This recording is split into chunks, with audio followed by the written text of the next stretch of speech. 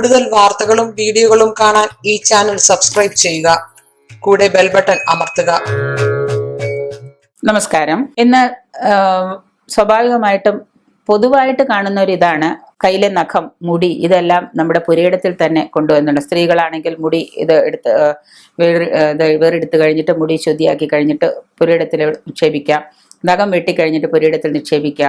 ഇത് വളരെ ദോഷമായ, മുറ്റത്തോ പുരയിടത്തിലോ തോന്നുന്ന പോലെ നഖവും തുലമുടിയും വലിച്ചെറിഞ്ഞ് കളയുന്നത് ദോഷകരമായ ഒരു ഇതാണ്. അതായത് അതിൽ ദോഷകരം എന്ന് പറയാൻ വളർന്നു കിടക്കുന്ന പുല്ലുകൾക്കിടയിൽ, ഈ കുറ്റിച്ചെടികൾക്കിടയിലൊക്കെ ഇത് പെട്ടുകഴിഞ്ഞാൽ എന്താണ്, പണ്ട് കാലത്ത് പറയുന്നത് പശുക്കൾക്കൊക്കെ പുല്ല് തിന്നാൻ വേണ്ടി പറമ്പിൽ തന്നെ കെട്ടുമ്പോൾ ആ പശുവിൻ്റെ ഉള്ളിലേക്ക് ഈ തലമുടിയുടെ ഇത് പുല്ലിനോട് ചേർന്നും പിന്നെ ഈ നഖവും എല്ലാം അതിൻ്റെ ഉള്ളിലേക്ക് പോയി കഴിയുമ്പോൾ അതിന് വയറ്റിന് അസുഖങ്ങൾ ഉണ്ടാവും. മിണ്ടാപ്രാണിയാണ്, വയറ്റിന് അസുഖങ്ങൾ ഉണ്ടാവും. അങ്ങനെ മേഞ്ഞു നടക്കുന്ന കന്നുകാലികളുടെ വയറ്റിലേക്ക് ഇത് അറിയാതെ പോകുമ്പോൾ അതിനുണ്ടാകുന്ന ദുരിതം ആ മനുഷ്യർക്കും കൂടി അത് ബാധിക്കുന്നു എന്നുള്ളതാണ് പറയാം.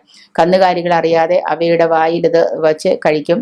ഒപ്പം അവരുടെ വയറ്റിൽ ഇത് എത്തിച്ചേരുമ്പോൾ അവർക്ക് എന്താണ്, പ്രത്യക്ഷത്തിൽ ആ വിഷാംശം അതിൻ്റെ ഉള്ളിലേക്ക് കടക്കുന്നു.